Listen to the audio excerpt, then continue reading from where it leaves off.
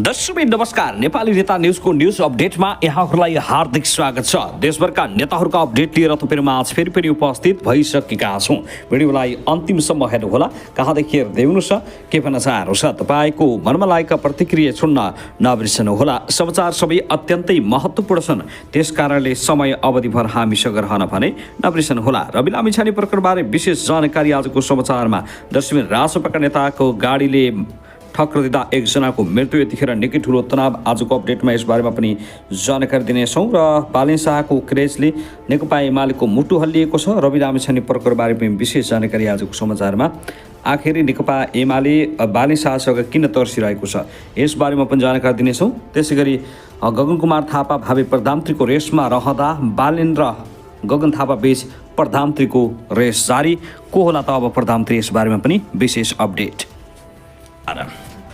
दर्शकहरू आउनुहोस् अब पहिलो तथा विशेष खबरतर्फ लागौँ। कार्यवाहक प्रमुख निर्वाचन आयुक्त रामप्रसाद भण्डारीले शान्तिपूर्ण निर्वाचनको वातावरण बनेको बताएका छन्। सुरुमा शान्ति सुरक्षाको विषयमा के कसो हुने भन्ने जिज्ञासा रहे तापनि अब त्यस्तो नरहेको भण्डारीले बताएका हुन्। यो शताब्दीकै सुरक्षाको सन्दर्भमा पेचिलो छ भनेर निर्वाचन घोषणा भएको भोलिपल्टदेखि नै हामीले छलफल सुरु गरेका हौँ, कावा प्रमुख कामचलाउ प्रमुख आयुक्त भण्डारीले हामीलाई जानकारी दिए। भदौ 23 र 24 मा भएको जेन्ची आन्दोलनले देशमा निकै ठुलो उथलपुथल मचायो। त्यसक्रममा तत्कालीन प्रधानमन्त्री केपी शर्मा ओलीले राजीनामा दिएर हेलिकप्टरमा झुन्डेर भाग्नुपर्ने अवस्था बन्यो। 27 भदौमा पूर्व प्रधान न्यायाधीश सुशीला कार्कीको नेतृत्वमा अन्तरिम सरकार बन्यो। अन्तरिम सरकारको सिफारिसमा राष्ट्रपति रामचन्द्र पौडेलले प्रतिनिधि सभा विघटन गरेर फागुन 21 गते निर्वाचनको मिति घोषणा गरेका हुन्। यसकारण प्रारम्भमा सुरक्षाको विषयलाई लिएर धेरैको चासो रहनु स्वाभाविक रहेको कामचलाउ प्रमुख आयुक्त भण्डारी बताउँछन्। विद्रोह पछिको यो सरकार हो, संविधान जीवित छ।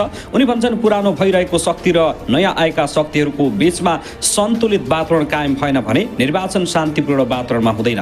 सुरक्षाका चुनौती पहिचान गरेर सरकारसँग पटक पटक छलफल गरिएको उनले जानकारी दिएका छन्। शान्ति सुरक्षाका सन्दर्भमा दलको नेता दलले छानेको उम्मेद्वारको विषय आउने गरेको पनि उनले स्मरण गरे। अझ निर्वाचन प्रक्रियामा भाग लिन मतदान गर्न जाने मतदाताको सुरक्षाको विषय केन्द्रित छलफल पनि हुँदै आएका छन्। उनले हामीलाई फोनमा कुराकानी गर्दै भनेका छन्। सरकार र सुरक्षा निकायका प्रमुखहरूसँग निर्वाचन आयोगले गर्दै आएका छलफलका आधारमा अहिले मतदाताको सुरक्षा गर्न सुरक्षा निकाय सक्षम रहेको पाइएको उनले बताएका छन्। सबै कोणबाट हेर्दा अब शान्तिपूर्ण सुरक्षाबारे धेरै टाउको दुखाउनु पर्ने आवश्यकता देखिएन।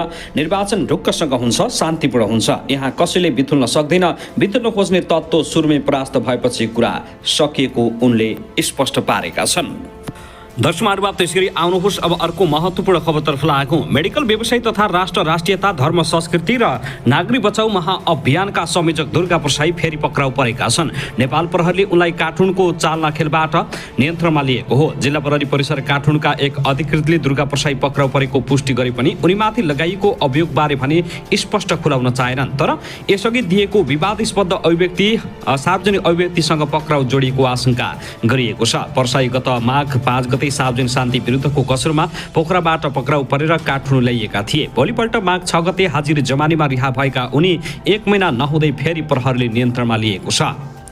दुर्गा प्रसाईले हालै नेपाली काङ्ग्रेसको विशेष महाधिवेशनमा सभापति गगन थापा पक्षले निर्वाचन आयोगलाई रकम बुझाएर आधिकारिकता लिएको दावी गर्दै सार्वजनिक अभिव्यक्ति दिएका थिए। सो अभिव्यक्तिलाई लिएर निर्वाचन आयोगले अनुसन्धानका लागि प्रहरलाई पत्रचार गरेको थियो। सम्भवतः उक्त आरोपका कारण दुर्गा प्रसाई फेरि पक्राउ गरिएको आकलन गरिएको छ। पछिल्लो समयमा आफ्नो पक्षमा जनमत पार्नको लागि कहिले कसको विरुद्ध कहिले कसको विरोध उनले निरन्तर रूपमा गर्दै आइरहेका छन्। सबै कुरा आफू जान्ने सुन्ने भएको भन्दै उनले सबैको आलोचना गरिराखेका छन्। राष्ट्र संस्थाको अभियान चलाएर हिँडेका दुर्गा प्रसाई पछिल्लो समयमा राष्ट्र संस्थाबाट पीडित भएको समेत गुनासो गर्ने गरेका थिए भने यसपालि अब नयाँ शक्तिहरूप्रति उनीको आक्रोश ज्यादै देखिएको छ। बालेन शाह रवि लामिछानेलाई विभिन्न लालछना लगाइरहेका प्रसाई अन्ततः फेरि प्रहरीको खोरमा पुगेका छन्। दर्शकहरू त्यसरी आउनुहोस् अब अर्को विशेष महत्त्वपूर्ण खबरतर्फ लागौँ। नेपाली काङ्ग्रेसका सभापति गगन थापाले कुनै पनि प्रकारको हिंसा र उत्तेजनाको राजनीतिबाट देशलाई जोगाउने जिम्मा नेपाली काङ्ग्रेसले लिने बताएका छन्। आगो लगाउने र उत्तेजनाको राजनीतिक जसले पनि गर्न सक्ने भन्दै थापाले देशलाई सम्हाल्ने शक्ति काङ्ग्रेस मात्रै भएको दावी गरेका छन्। नेपाली काङ्ग्रेस कास्कीमा भएको कार्यकर्ता भेटघाटमा बोल्दै सभापति गगन थापाले भदौ 24 को जस्तो घटना हुन नदिने जिम्मा नेपाली काङ्ग्रेसले लिने बताएका छन्। भाद्र 24 गते देश दन्दनी बल्यो। अर्को वर्ष जल्दैन भन्ने जिम्मा काङ्ग्रेसले लिन्छ। आगो जसले पनि लगाउन सक्छ, निभाउन काङ्ग्रेसले मात्रै सक्छ। उत्तेजना जसले पनि फैलाउन सक्छ, सम्हाल्न काङ्ग्रेस मात्रै चाहिन्छ। नेपाली काङ्ग्रेसको चरित्रले नै हिंसा र उत्तेजनाको रान्ती गर्न नसक्ने भन्दै उनले देशलाई सम्हालेर लैजान सक्ने शक्ति काङ्ग्रेस मात्रै भएको ठोक्कुवा गरेका छन्। नेपाली काङ्ग्रेसप्रति आम मतदाताको रिस र आवेग रहेको भन्दै त्यसलाई सुन्ने र सम्बोधन गर्ने गरी आफूहरू रूपान्तरण भएर आएको थापाको भनाइ छ। भ्रष्टाचारको मुद्दा अहिले समाजमा सबैभन्दा ठुलो मुद्दा रहेको भन्दै सभापति गगन थापाले घर घरमा पुगेर नेपाली काङ्ग्रेसले देशलाई भ्रष्टाचारको आहलबाट मुक्त गर्न सक्ने विश्वास दिलाउन कार्यकर्तालाई आह्वान गरेका छन्। जसरी हिंसाको आहलबाट देशलाई नेपाली काङ्ग्रेसले बाहिर निकाल्यो, त्यसरी नै भ्रष्टाचारको आहलबाट बाहिर निकाल्छ भन्ने विश्वास दिलाउन चाहन्छौँ। काङ्ग्रेस एक ढिक्का भएर चुनावमा जानुपर्ने भन्दै उनले विगतमा नेता तथा कार्यकर्ता कहाँ उभिए भन्ने कुराले अर्थ नराख्ने बताए। नेपाली काङ्ग्रेसलाई दुःखका बेला साथ र मत दिएका प्रत्येक व्यक्तिका घरमा गएर उनीहरूका कुरा सुन्न र बदलिएको काङ्ग्रेसले उनीहरूको गुनासो सम्बोधन गर्ने विश्वास दिलाउन पनि उनले निर्देशन दिएका छन्। हिजो मन दुखाएर जानुभएका साथीहरूलाई घर फर्काउनु पर्नेछ। दुःख गरेका साथीहरूलाई खोजी खोजी भेट्न जान्छौँ, आशीर्वाद लिन्छौँ। उहाँहरू काङ्ग्रेस खोज्दै आउने होइन, हामी उहाँहरूलाई खोज्दै जानेछौँ। पछिल्लो समयमा काङ्ग्रेस फुटेको नभई सबै एउटै घरमा आउने, चुनावसम्म सबै काङ्ग्रेस एकजुट हुनुपर्ने बताएका छन्।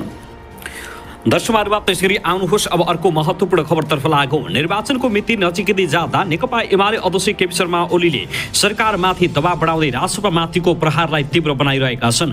मौसमको कारण केही स्थानमा निर्वाचन हुन नसके 2 चरणमा निर्वाचन हुने प्रधानमन्त्रीको भनाइपछि ओली नराम्रोसँग चिडिएका छन्। प्रधानमन्त्रीको यस्तो अभिव्यक्तिलाई उनले गम्भीर षड्यन्त्र भन्दै सरकार चुनावबाट भाग्न खोजेको आरोप लगाएका छन् भने संसद पुनर्स्थापनाका मुद्दालाई समेत जोडतोडले उठाइरहेका छन्। नेकपा एमालेका अध्यक्ष समेत रहेका केपी ओलीले सरकारका कमजोरी र राजसभाका कमजोरी औल्याउँदै भाषण मार्फत आगो ओकल्ने काम गरिराखेका छन्। राजसभाका नेता तथा कार्यकर्ताहरूले ओलीलाई जेनजी हत्याराको आरोप लगाउँदै निरन्तर प्रहार गरेपछि ओलीले पनि प्रत्युत्तरमा जवाफी फायर खोलेका छन्। ओलीले सरकार र राजसभामाथि समेत दबाव बढाउने र अभिव्यक्ति दिन थालेका छन्। ओली सहित सिङ्गो नेकपा एमालेलाई अहिले भदौ 23 गतेको जेनजीहरूको हत्या गरेको आरोप सहित तत्कालीन प्रधानमन्त्री रहेका ओलीमाथि कारबाही हुनुपर्ने माग सहित राजसभाका नेता तथा कार्यकर्ताहरूले सञ्जाल तताइरहेको देख्न सकिन्छ। निरन्तर रूपमा राजसभाका नेता तथा कार्यकर्ताहरूले ओली र एमालेमाथि प्रहार केन्द्रित गरेपछि ओली र एमाले नेताहरूले समेत राजसभालाई देश जलाउनेहरू भनिरहेका छन् भने सरकार देश जलाउनेहरूले बनाएको आरोप लगाइरहेका छन्। केही दिन अगाडि ओलीले आफूसँग प्रतिस्पर्धामा उत्रिएका बालिन र राजसभालाई केन्द्रित गर्दै बतासे अन्डाले चल्ला नकाट्ने अभिव्यक्ति दिएका थिए। ओलीले मात्रै होइन, एमाले नेता कार्यकर्ताहरू समेत विभिन्न माध्यमबाट पछिल्लो समय राजसभाका समर्थकहरूलाई देश जलाउनेहरूले देश बनाउनेहरूमाथि आक्रमण गरेको बताइरहेका छन्। बुधबार नेकपा एमालेको केन्द्रीय कार्यालयमा आयोजित पत्रकार सम्मेलनमा समेत नेकपा एमाले निर्वाचन कमान्डर रामबहादुर थापा बादलले राजसभातर्फ केन्द्रित गर्दै देश जलाउनेहरूको समूह भने सरकारले मौसमका कारण समयमा निर्वाचन हुन नसक्ने बताएपछि ओलीले देशभर एकै दिनमा निर्वाचन हुनुपर्ने भन्दै सरकारमाथि दबाव बढाएका छन् भने यस्तो अभिव्यक्तिलाई गम्भीर षड्यन्त्रको व्याख्या गरिरहेका छन्। अध्यक्ष ओलीका पछिल्ला धेरै अभिव्यक्तिहरू आक्रामक मात्रै होइन, विवादित पनि बनिरहेका छन्। उनका कतिपय अभिव्यक्तिहरू आफू बाहेक अरूले देश चलाउनै नसक्ने, देश हाँक्नै नसक्ने भन्ने किसिमका पनि देखिन्छन्।